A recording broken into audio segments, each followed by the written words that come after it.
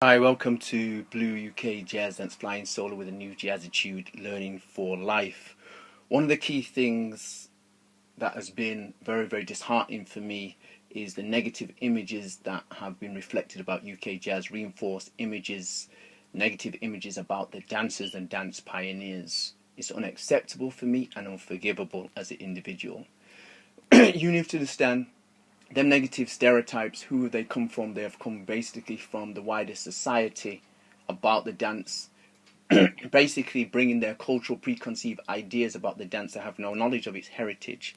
Now, one of the key things as an individual learning for life, you have to be an individual who researches and investigates blacks in Britain. If you're from Japan, please, people from Korea, there's books out there. This is one of the books called Black Britain, A Photographic History. And what you need to understand, basically through our time of slavery, through our time of colonialization, what happened was individuals recorded negative images about black people, and the positive images they hid away. Have you got that? So this book is most important book, because as an individual, my work is to promote the positive images and energy of my African and African culture, heritage, arts. Why would I create such a mission statement? Well, it's self-evident. All you have to do is know about slavery and colonialization, about the negative images, 1700s phonology, 1800s exotica, and 1900s basically scientific racism. Okay? Now, if you're a leader is supposed to make sure they promote the positive images and energy of their art form or activity or organization that they represent. I happen to be a cultural heritage leader. Have you got that as an individual?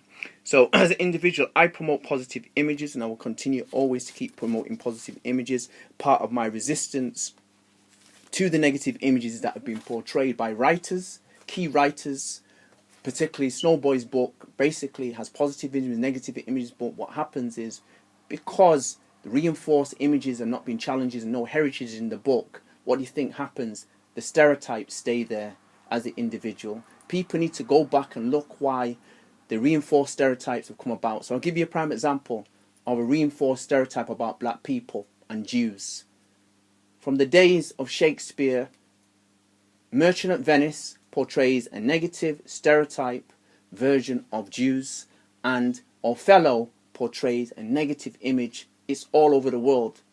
These two plays, Othello and Merchant of Venice, were created for political reasons, to promote negatives about Jews and negatives about black Africans. Have you got that? They're still there today. That's why reinforced images take place. The black and white minstrel show, boom.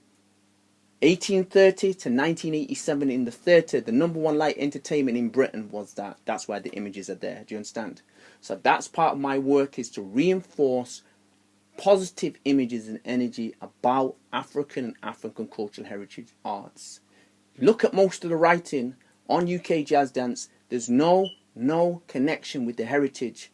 How can you understand the dance or respect the dance, show integrity, service and excellence to promote in the dance, if you don't have the heritage? Because the heritage tells you how the culture came about, tells you about the rituals and customs, okay, how we dress. So say for example, one of the key things with me wearing vintage clothes was people outside my culture told me I was pretentious, egotistical, because I love to barber and groom. We call that personal care.